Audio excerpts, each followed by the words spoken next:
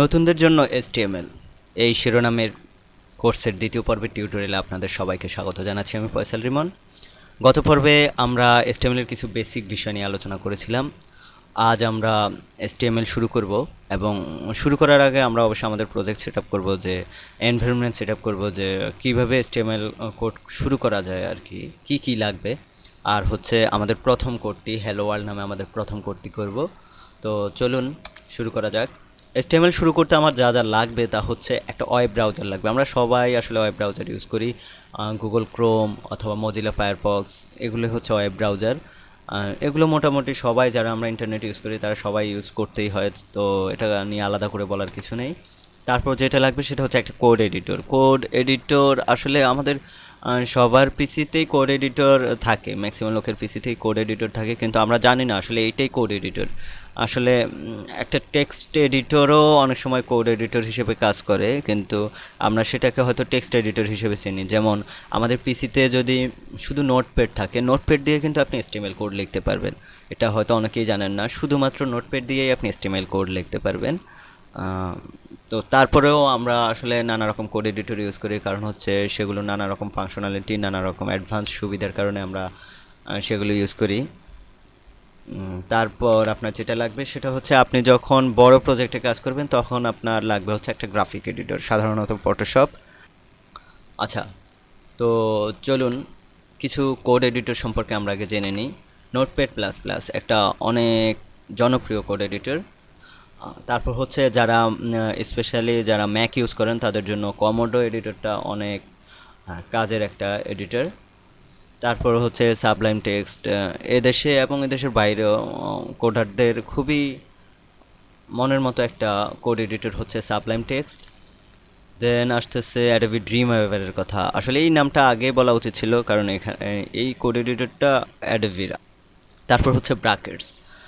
ব্রাকেটসের নামটা যদিও এখানে পরে আনলাম, ব্রাকেটস দিয়েই কিন্তু আমি কাজ করি। এটা আমার খুব মনের মতো একটা কোড এডিটর। অ্যাডোবি ড্রিমওয়েভারের অনেক ভালো ভালো ফিচারগুলো ব্রাকেটসে আছে, এবং ব্রাকেটসের নিজস্ব কিছু ইউনিক ফিচার আছে, যে কারণে আমি ব্রাকেটসটাকে অনেক বেশি প্রাধান্য দিই, এবং বর্তমানে আমি ব্রাকেটসে আসলে কাজ করছি। মোটামুটি Sublime text, notepad plus plus সব ধরনের কোড এডিটরেই ভিন্ন ভিন্ন সময় কাজ করেছি, তবে এর মধ্যে ব্রাকেটসটাই আমার কাছে বেশি ভালো লাগে।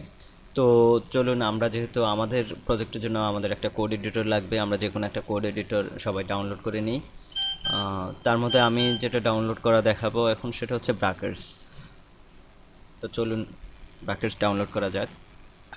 ব্রাকেটসটার অ্যাকচুয়ালি লিঙ্ক হচ্ছে brackets.io, কিন্তু আসলে যারা অনেক সময় লিঙ্ক মনে রাখেন না তারা সাধারণত গুগলে সার্চ করে যে কোনো কিছু সবসময় বের করতে স্বাচ্ছন্দ্য বোধ করেন, সেক্ষেত্রে আপনি ব্রাকেটস লিখে সার্চ দিলেই হবে। এই যে brackets.io চলে আসলো। আমরা এখান থেকে একদম হাইলাইট করা নীল ডাউনলোড বাটনে ক্লিক করব, আর আমাদের ডাউনলোড শুরু হয়ে যাবে। Start download.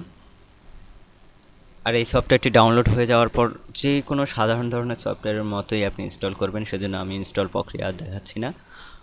চলুন আমরা প্রজেক্ট সেটআপে চলে যাই। প্রজেক্ট সেটআপ, প্রথমেই একটা প্রজেক্ট ফোল্ডার ক্রিয়েট করব আমরা, নর্মালি এটাই কাজ। তারপর ওই প্রজেক্ট ফোল্ডারের মধ্যে আমরা একটা HTML ফাইল করব,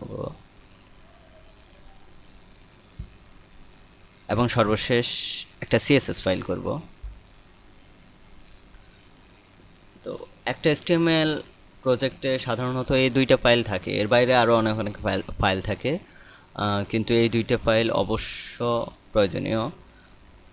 তবে আগে অনেক HTML প্রজেক্টে ইনলাইন স্টাইল ব্যবহার করা হতো, সেই কারণে এক্সটার্নাল একটা CSS ফাইল দরকার হতো না, কিন্তু আসলে সেটা ব্যাকডেটেড কোড। সেই জন্য আমাদের যেটা করতে হবে সেটা হলো স্টাইল CSS, বা যে কোনো ধরনের নাম দিয়ে আমরা CSS একটা ফাইল করব, সেটাকে আমাদের HTML এর মধ্যে কল করব। তো চলুন আমরা প্রজেক্ট ক্রিয়েট করা শুরু করি। আমরা আমাদের ডেস্কটপেই একটা ফোল্ডার করি,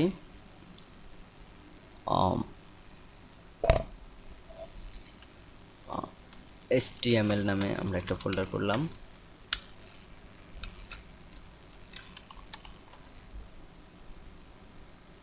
এটা হচ্ছে আমাদের প্রজেক্ট ফোল্ডার। এখন এই প্রজেক্ট ফোল্ডারের মধ্যে আমরা যে কাজটা করব সেটা হচ্ছে ইন্ডেক্স ডট এসটিএমএল নামে একটা ফোল্ডার করব, ফাইল করব। আর যে ফাইলটা করব সেটা হচ্ছে স্টাইল ডট সিএসএস।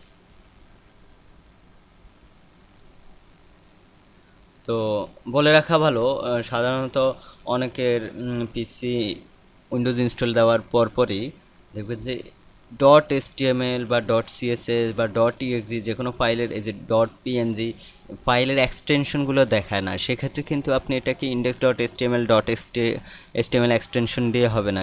সেক্ষেত্রে যেটা হবে, আপনি যদি এটার নাম দেন ডট এসটিএমএল, তারপরেও এটার শেষে একটা টিএক্সটি রয়ে যাবে, যেটা এটা একটা টেক্সট ডকুমেন্ট, এবং ডট টিএক্সটিটা তো দেখাচ্ছিল না। সেক্ষেত্রে আপনি এটা এডিটও করতে পারছেন না।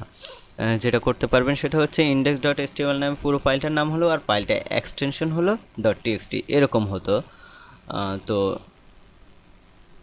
সেই জন্য আপনাকে প্রথমে যেন এক্সটেনশনগুলো দেখা যায়, সেই জন্য যেটা করতে হবে সেটা হচ্ছে আপনার কম্পিউটারের ফোল্ডার অপশনে যাবেন। উইন্ডোজ 10-এ যেটা ফাইল এক্সপ্লোরার অপশন নামে পরিচিত, এখানে এই চেকটা দেওয়া থাকবে, এই চেকটাকে তুলে দেবেন। এই চেকটা দেওয়া থাকলে আপনার কিন্তু এক্সটেনশনটা দেখাবে না, তখন শুধু ইন্ডেক্স নামটা, শুধু স্টাইল নামটা দেখাবে।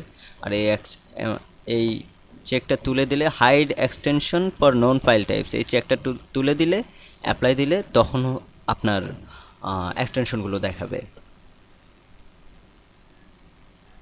তো আমাদের প্রজেক্ট ফোল্ডার ক্রিয়েট হয়ে গেল। এখন আমরা পরবর্তী ধাপে যাই। আমরা একটা HTML ফাইল তৈরি করলাম, একটা CSS ফাইল তৈরি করলাম। এখন আমাদের প্রজেক্টটাকে আমরা ওপেন করব। কোথায় ওপেন করব? একটা হচ্ছে আমাদের HTML ফাইলটা, যেটা আমাদের মেইন ফাইল। কেউ ব্রাউজ করলে আমাদের সাইটে যে ফাইলটা সাধারণ প্রদর্শিত হবে সেটা হচ্ছে আমাদের HTML ফাইল। আমরা এটাকে ব্রাউজারে ওপেন করব। আর হচ্ছে আমাদের পুরো যে প্রজেক্ট ফোল্ডারটা সেটাকে আমরা ব্র্যাকেটসে ওপেন করব। তো চলুন শুরু করা যাক। প্রথমে ব্র্যাকেটস ওপেন করুন, তারপর আপনার প্রজেক্ট ফাইলটা যত বড়ই হোক সেটাকে এইভাবে টেনে এনে ব্র্যাকেটসের যেই ব্ল্যাক পজিশন আছে লেফট সাইডে সেখানে ছেড়ে দিন।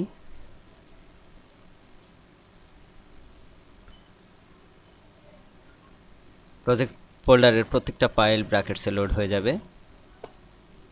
এখন আপনি ইন্ডেক্স ফাইলে কাজ করতে চাইলে ইন্ডেক্স ডট এইচটিএমএল ক্লিক করুন, আর সিএসএস ফাইলে কাজ করতে চাইলে স্টাইল ডট সিএসএস। তো আমরা কোড করা শুরু করি। আমাদের প্রথম কোড যেটা হবে সেটা হচ্ছে আমরা একটা ডক টাইপ ডিক্লেয়ার করব, এগুলো কমন কাজ। তারপর আমরা HTML লেখা শুরু করার আগে HTML ট্যাগস দিতে হবে, সেটা দেব। তারপর HTML এর ভিতর আমরা হেড এবং বডি সেকশন দেব। সর্বশেষ আমরা একটা টাইটেল দেব, এবং তারপর হ্যালো ওয়ার্ল্ড লিখব প্রদর্শন করানোর জন্য। তো চলুন শুরু করা যাক। আমরা প্রথমে যেটা দেব সেটা হচ্ছে ডক টাইপ HTML, ঠিক এইভাবে।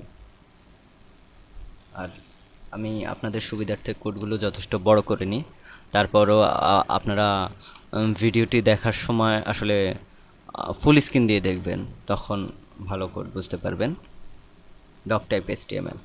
তারপর আমাদের যেটা করতে হবে সেটা হচ্ছে HTML শুরু করতে হবে, HTML ট্যাগ, এবং যখনই আপনি রাইট অ্যারোটা দিবেন তখনই আসলে ওইটা একটা অটোমেটিক ক্লোজ হয়ে যাবে। এটা মডার্ন যেসব কোড এডিটর আছে সেগুলোর একটা বড় রকমের সুবিধা। আরেকটা সুবিধা হচ্ছে আপনি যখন কোড লিখবেন তখন একটা কোডের ভিতরে আরেকটা কোড অটো ইনডেন্ট হয়ে যাবে। এটুকু জায়গা ফাঁকা রেখে ইনডেন্ট করে কোডটা লিখবে, যাতে একটা কোডের ভিতর আরেকটা কোড আছে এটা সহজেই যে কেউ বুঝতে পারে। তো আমাদের এইটা হচ্ছে HTML স্টার্টিং ট্যাগ, এটা হচ্ছে HTML এন্ডিং ট্যাগ। এর মাঝখানে যা লিখবো তার সবই HTML। এখন HTML এর ক্ষেত্রে আমাদের একটা প্রাধান্য দেওয়ার মতো অ্যাট্রিবিউট আছে, যেটা হচ্ছে ল্যাং EN, অর্থাৎ এই HTML যা লিখবো আমি ভেতরে সেটা হচ্ছে ল্যাঙ্গুয়েজটা ইংলিশ হিসেবে হবে। দেন আমাদের HTML এর ভিতরে যেটা করতে হবে, একটা হেড আর একটা বডি। আমরা গত টিউটোরিয়ালে বলেছিলাম যে আমাদের হেডের ভিতরে থাকবে ওয়েবসাইটের মেটা, ওয়েবসাইটের টাইটেল, ওয়েবসাইটের external internal style sheet, external কোনো ফাইল, এই ধরনের বিষয়গুলো কল হবে যেগুলো ভিজুয়াল অংশের বাইরে। আর ওয়েবসাইটের যে টেক্সট, যে লেখা, যে হেডার, প্যারাগ্রাফ, এই জাতীয় বিষয়গুলো থাকবে আমাদের বডির মধ্যে। তো আমরা প্রথমেই একটা টাইটেল দিই, চলুন। হেডের মধ্যে আমরা টাইটেলের জন্য টাইটেল নামের একটা ট্যাগ দেব। তার ভিতরে আমরা যদি লিখি যে আওয়ার ফার্স্ট HTML, এখন আমরা যদি আমাদের HTML ফাইলটাকে ব্রাউজারে ওপেন করি, তাহলে এটা একটা নর্মাল ওয়েবসাইটের মতো ব্রাউজ হবে। এবং দেখুন টাইটেল বারে কিন্তু আমাদের আওয়ার ফার্স্ট HTML, এই ট্যাবটার মধ্যে আওয়ার ফার্স্ট HTMLটা দেখাচ্ছে। এখন আমাদের পুরো ওয়েবসাইটটা কিন্তু, অর্থাৎ আমার পুরো HTML প্রজেক্টটা কিন্তু ব্ল্যাঙ্ক দেখাচ্ছে, বডিতে আমাদের কিছু নেই বিদায় ব্ল্যাঙ্ক দেখাচ্ছে। এখন আমরা যদি বডিতে কিছু দিই, যেমন আমি যদি হ্যালো ওয়ার্ল্ড কথাটা লিখি, হ্যালো ওয়ার্ল্ড লিখে সেভ দিই, আমি কিন্তু ভিজুয়ালি সেভ দিচ্ছি না, এইভাবে ফাইল থেকে সেভ দিচ্ছি না, আমি কন্ট্রোল ধরে এস চাপছি। তো আপনারা যদি না বুঝে থাকেন সেজন্য আপনাদের জন্য বলে দিচ্ছি যে এইভাবে সেভ দিতে পারেন, কিন্তু আসলে প্রোগ্রামিংয়ের ক্ষেত্রে যতটা শর্টকাট ইউজ করা যায়, কারণ যতটা কুইক কোড করা যায়, সেক্ষেত্রে আমি কন্ট্রোল এস সবসময় ব্যবহার করি, কন্ট্রোল চেপে ধরে এস, এই বিষয়টা মনে রাখবেন। আমি যখনই বলবো সেভ দিই, তখন মিন করবেন যে আমি কন্ট্রোল ধরে এস চেপেছি। এখন যদি আমরা ব্রাউজারে রিলোড দিই, রিলোড দেওয়ার জন্য আমি কন্ট্রোল ধরে আর ব্যবহার করতে পারি, অথবা এখানে এই রিলোড কারেন্ট পেজ বাটনটাকে আমি চাপতে পারি। তখন দেখেন আমাদের ব্রাউজারের মধ্যে কিন্তু হ্যালো ওয়ার্ল্ড কথাটা লোড হয়ে গেছে। বাহ, গ্রেট, আমরা আমাদের প্রথম HTML কোড করে ফেলেছি। এটাই ছিল আমাদের টিউটোরিয়ালের আজকের বিষয়। আমরা পরবর্তী টিউটোরিয়ালে আরও বেটার কোড করব। আজকে এই পর্যন্তই, ধন্যবাদ পাশে থাকার জন্য। যদি পরবর্তী টিউটোরিয়ালগুলো সবসময় নোটিফাইড হতে চান, তাহলে সাবস্ক্রাইব করুন আমাদের চ্যানেলে। ধন্যবাদ।